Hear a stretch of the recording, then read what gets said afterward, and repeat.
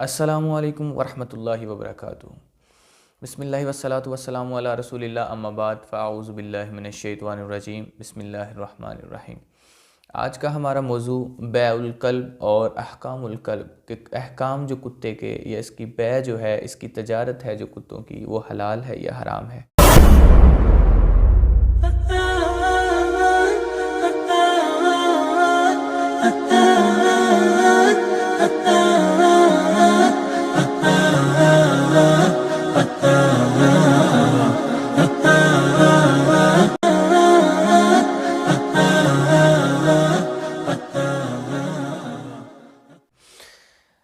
جو آوارہ کتے ہیں اس پر اتفاق ہے کہ جو آوارہ کتے ہیں ان کی جو بیع وہ حلال نہیں، جائز نہیں ہے، وہ حرام ہے۔ لیکن اس کے بدلے میں جو شکاری کتے ہیں، جو سدھائے گئے ہیں، جو شکار کرنے والے کتے ہیں، جن کو سکھایا گیا ہے، اور رکھوالی کرنے والے کتے، ان کی بیع جو ہے وہ جائز ہے، کیونکہ ان پر محنت کی جاتی ہے، انہیں سکھایا جاتا ہے، اس لیے وہ جائز ہے۔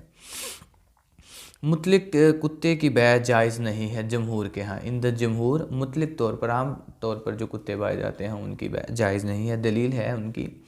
کہ رسول صلی اللہ علیہ وسلم نے فرمایا نہا عن ثمن الدم والکلب، کہ آپ صلی اللہ علیہ وسلم نے ہمیں خون اور کتے کی قیمت لینے سے منع فرمایا ہے۔ کتے کی خرید و فروخت جو ہے، امام ابو حنیفہ کے ہاں، احناف کے ہاں، جو کتے کی خرید و فروخت ہے وہ جائز ہے، اور ان کی دلیل ہے، اور وہ صرف اتنی ہے کہ یہ قابل انتفاع ہے، یعنی فائدہ دینے والا ہے، اور جو فائدہ دینے والی چیز ہو ان کا کہنا ہے کہ اس کی تجارت جو ہے وہ جائز ہے۔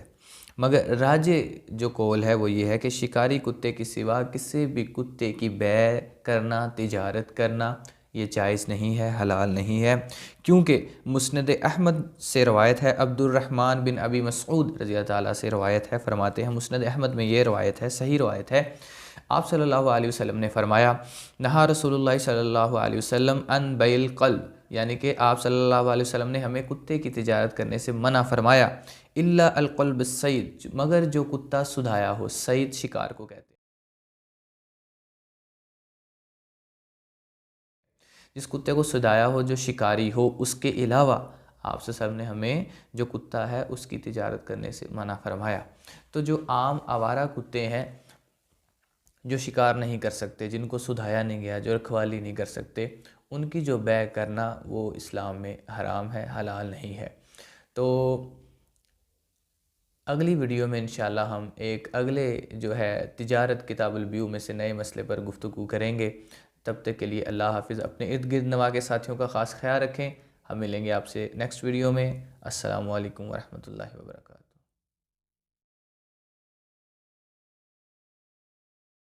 میرے مولا تیری رحمت سے نکلا